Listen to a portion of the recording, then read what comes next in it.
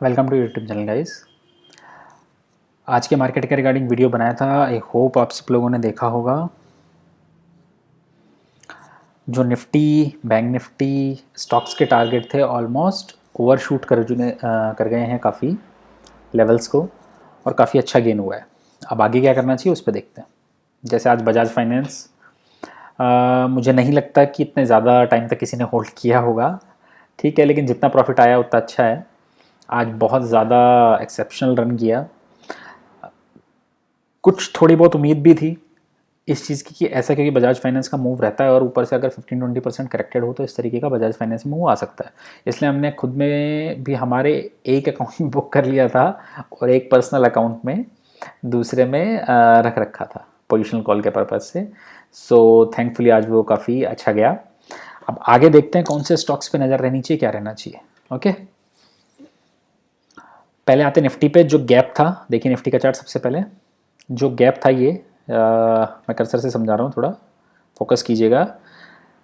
14,800 और 14,700 के बीच का ये जो गैप था आज निफ्टी ने फिल किया और उसके ऊपर की क्लोजिंग दी, जो कि काफ़ी पॉजिटिव है। ओके, सो ये गैप फिल हो चुका है, पहला पॉजिटिव पॉइंट। ठीक है, 15 मिनट चार्ट्स पे ऐसा कोई पर्टिकुलर पैटर्न नहीं है, आर्ली चार्ट पे भी बहुत कुछ ऐसा नहीं है। लेकिन देखिए आज हुआ क्या मार्केट में, जैसा ऑलमोस्ट 3-4 दिन पहले से हमने कहा था कि आप कुछ भी कीजिएगा, इंडेक्स को शॉर्ट मत कीजिएगा। और जो लोग इंडेक्स में शॉर्ट थे, होता क्या है, एक सेंटीमेंट सा सेट हो जाता है मार्केट में। जैसे मान लीजिए अभी 14,200 निफ्टी आया, 300 निफ्टी आया। सब क्या करने लगते हैं, डेटा को रीड नहीं करते हैं, सेंटीमेंट्स को नहीं समझते हैं स्टॉक मार्केट के। थोड़ा सा मार्केट ऊपर बढ़ा और फिर शॉर्टिंग कर लेते हैं कि मार्केट इससे ऊपर क्या जाएगा। तो क्या होता है, जैसे मान लीजिए 14,400 निफ्टी ने क्रॉस किया, वहाँ पे 30 लैक्स का ओआई बिल्डअप है। ओआई बिल्डअप मतलब 30 लैक्स की शॉर्टिंग की पोजीशन खड़ी हुई है। अब जब निफ्टी 14,400 से ऊपर निकला, मान लीजिए उनकी शॉर्टिंग की पोजीशंस का एवरेज होगा 50-60 रुपए का। ओके, क्योंकि थोड़ा उस टाइम पे आउट ऑफ द मनी था, इसलिए उन्होंने शॉर्ट किया। अब वो जैसे ही उससे 50-60 पॉइंट ऊपर निकलेगा, जो 30 लाख शॉर्टर थे वो रिस्क में आएंगे। अब उसमें से सारे तो ऐसे पोजिशनल ट्रेडर होंगे नहीं जो लॉस को 1-1.5 महीने तक पोजिशन को कैरी और फॉरवर्ड कर सकते हैं। कुछ वीक ट्रेडर्स होंगे, घबरा जाएंगे। तो क्या करेंगे, वो अपनी पोजीशंस को स्क्वायर ऑफ करेंगे। स्क्वायर ऑफ करेंगे तो निफ्टी को पुश देगा आगे की तरफ, निफ्टी और 40-50 पॉइंट जाएगा। उससे क्या होगा, फिर जो 14,450 के शॉर्टर्स हैं उनमें पैनिक आएगा। तो इस वजह से जब एक बार शॉर्ट कवरिंग स्टार्ट होती है तो हर नीचे के लेवल पे एक बाइंग इमर्ज होके आ जाती है। बाइंग इमर्ज किन लोगों की होके आती है, जो शॉर्ट किए हुए रहते हैं। थोड़ा सा नीचे आता है तो उनको लगता है अब हम खरीद के खत्म कर लेते हैं अपनी पोजीशन, और एट द सेम टाइम जब वो खरीदते हैं निफ्टी को और ऊपर का पुश देते हैं। सो इसलिए जब शॉर्टर्स ट्रैप होते हैं तो कंटिन्यूसली रैली देखने को मिलती है। और सेम लॉन्ग पोजीशन के केस में भी होता है कि अगर वो ट्रैप हो जाते हैं तो अच्छा खासा बेरिश मार्केट होता है, जैसे हमने थोड़े दिनों पहले देखा था। इसीलिए हमने आपको बोला था कि इंडेक्स में शॉर्ट नहीं करना है। अब सेंटीमेंट आप लोगों के शायद थोड़ा समझ में आया होगा। ठीक है, अब क्या करना है आगे देखो। यहां तक का गैप फिल हो गया। अब डेटा से मैं आपको कुछ समझाऊंगा। पहले बैंक निफ्टी का चार्ट देख लीजिए, उसके बाद आपको समझ में आएगा। बैंक निफ्टी ने देखिए ट्रेंड लाइन क्रॉस की, उसके बाद में ट्रेंड लाइन क्रॉस करने के बाद में आज ऑलमोस्ट 2,500 पॉइंट का मूव 3 दिन के अंदर में आ चुका है। अब आगे क्या, आगे देखो डेटा। अब इंडेक्स लॉन्ग करके गए हैं 8,500 कॉन्ट्रैक्ट, शॉर्ट करके गए हैं ऑलमोस्ट 5,500 कॉन्ट्रैक्ट्स। देखिए आज जो शॉर्ट कवरिंग थी वो स्टॉक्स में बहुत शानदार आई। स्टॉक्स लॉन्ग करके गए हैं 12,000 कॉन्ट्रैक्ट और 5,000 शॉर्ट कॉन्ट्रैक्ट्स को कवर भी किया है। अब जो इंटरेस्टिंग डेटा है वो है कॉल लॉन्ग करके गए हैं 5,000, लेकिन उसके करस्पॉन्डिंग कॉल शॉर्ट की हैं 16,000। अब ये थोड़ा सा नेगेटिव डेटा है। कॉल लॉन्ग करके गए हैं 5,000, लेकिन करस्पॉन्डिंग कॉल शॉर्ट किए 16,000, 1:3। और ये आपको निफ्टी के डेटा में भी समझ में आएगा कि निफ्टी के ऊपर के लेवल्स पे कॉल शॉर्टिंग हुई है। अब पुट में देखो क्या करके गए हैं। पुट लॉन्ग करके गए हैं 38,000, लेकिन उसके करस्पॉन्डिंग पुट शॉर्ट भी की हैं 43,000। इसका मतलब क्या है, अब इसका मतलब ये है कि इंडेक्स में ये लग रहा है, देखिए शॉर्टर स्ट्रैप हो चुके हैं, सबको पता है, इसमें कुछ इफ एंड बट नहीं है। लेकिन क्या अब 850 के लेवल पे वही रिस्क रिवॉर्ड है जो हम आपको 14,300 400 पे बोल रहे थे? नहीं है। ऊपर का रूम कितना हो सकता है? 14,900 950 15,000। इससे ऊपर एक्सपायरी में कल तो नहीं लगता, क्योंकि अब बहुत ज़्यादा शॉर्ट पोजीशंस भी बची नहीं है। ओके, सो अगर हम इसीलिए देखिए, जो कॉल का ऊपर का लेवल आया है 1:3 में शॉर्टिंग हुई है, जहां 5,000 कॉल बाय करके गए हैं, 16,000 कॉल बेची हैं। दैट मीन्स ऊपर का रूम कल की एक्सपायरी के अकॉर्डिंगली बहुत लिमिटेड लग रहा है। और क्या नीचे का है? नीचे का भी लिमिटेड लग रहा है।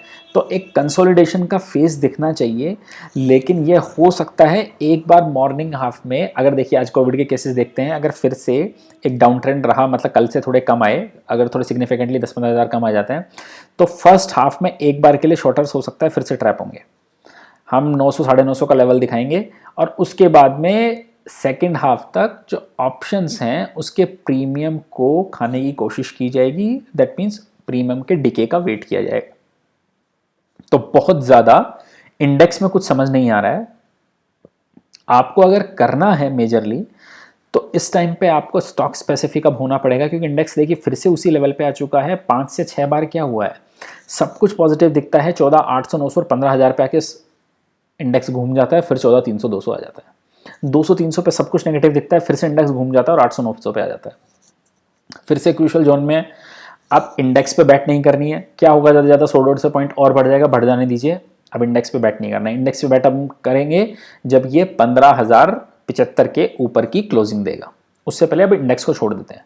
अब आपको आना है स्टॉक स्पेसिफिक में। स्टॉक स्पेसिफिक में कौन से स्टॉक्स में आपको ध्यान देना है? देखिए आज टीवीएस मोटर का रिजल्ट आया, किसी को इतनी एक्सपेक्टेशन नहीं थी कि इतना शानदार रिजल्ट निकल के आएगा टीवीएस मोटर्स का, बहुत ही ज़बरदस्त निकल के आया। लेकिन जो ये रिजल्ट है वो इस चीज़ को और जस्टिफाई कर देता है कि हाँ हम एक बुल रन में हैं, क्योंकि अगर ऑटोमोबाइल्स के ऐसे रिजल्ट आ रहे हैं, तो अगर टू व्हीलर में टीवीएस को ऐसा रिजल्ट आया है, तो दूसरा स्टॉक बनता है बजाज ऑटो, जिसका भी एक्सपोजर है बाहर के मार्केट्स में। तो बजाज भी बनता है जो देखा जा सकता है एक बार के लिए। लेकिन फिर से बजाज में भी वही इशू है। देखिए अभी नीचे से कितना चल चुका है, 3400 से 3900, ऑलमोस्ट 500 पॉइंट चल चुका है। तो क्या अब इस लेवल पे वो रिस्क रिवॉर्ड बनेगा जो टीवीएस में था? बिल्कुल नहीं बनेगा, क्योंकि मार्केट पहले से इस चीज़ को थोड़ा डाइजेस्ट कर चुका है। थोड़ा फिर आपको वेट करना पड़ेगा नीचे का, या फिर हेजिंग के थ्रू प्ले करना पड़ेगा।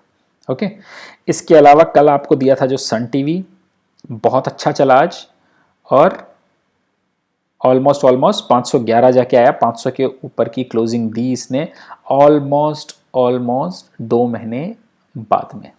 ओके, ये पूरा वोलेटाइल स्टॉक्स रहेगा। लेकिन अब देखिए ट्रेंड लाइन भी ऊपर की तरफ है, थोड़ा इसको मुश्किल आएगी। जो 510 से 30 का रेंज होगा ना, उसमें इसको काफ़ी मुश्किल आएगी। लेकिन ये सारा डिपेंड करेगा तमिलनाडु के जो एग्जिट पोल्स निकल के आते हैं और जो रिजल्ट्स निकल के आते हैं उस पर। ओके, एसबीआई था, उस पर रखना ही है। एक स्टॉक मैं आपको फिर बोलना चाहूँगा, जैसा बजाज फाइनेंस ने रन दिया है। ओके, देखिए ये थोड़ा रिस्की हो सकता है स्टॉक, तो सब अपने रिस्क वॉर्ड के अकॉर्डिंगली खेलें, स्ट्रिक्ट स्टॉप लॉस के अकॉर्डिंग खेलें, या प्रॉपर हेज करके खेलें तो बहुत ही अच्छा। जुबिलेंट फूड वर्क्स, कुछ नेगेटिव लगता नहीं है इस स्टॉक के लिए, लेकिन ये स्टॉक इस तरीके से बिहेव करता है, कई बार म्यूटेड परफॉर्मेंस दिखाता है और एकदम से स्पाइक करता है।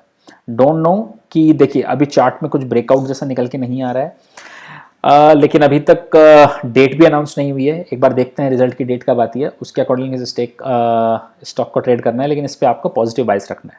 ओके, सो ओवरऑल क्या करना है, अभी इंडेक्स को एक बार के लिए छोड़ देंगे, अब हम हो जाएंगे स्टॉक स्पेसिफिक। फाइनेंशियल्स के रिजल्ट अच्छे आ रहे हैं, हमने काफ़ी अच्छे रिजल्ट कैप्चर कर लिए हैं। आईसीआईसीआई एक्सिस और एक्सिस पे रिजल्ट पे हमें इतना कॉन्फिडेंस नहीं था। ओके, आईसीआईसीआई एसबीआई हमने क्लियरली बोला, काफ़ी अच्छा रहा। बजाज फाइनेंस अब रिजल्ट के हिसाब से बचता है जुबिलेंट, एक इस पे अपने को ध्यान देना है।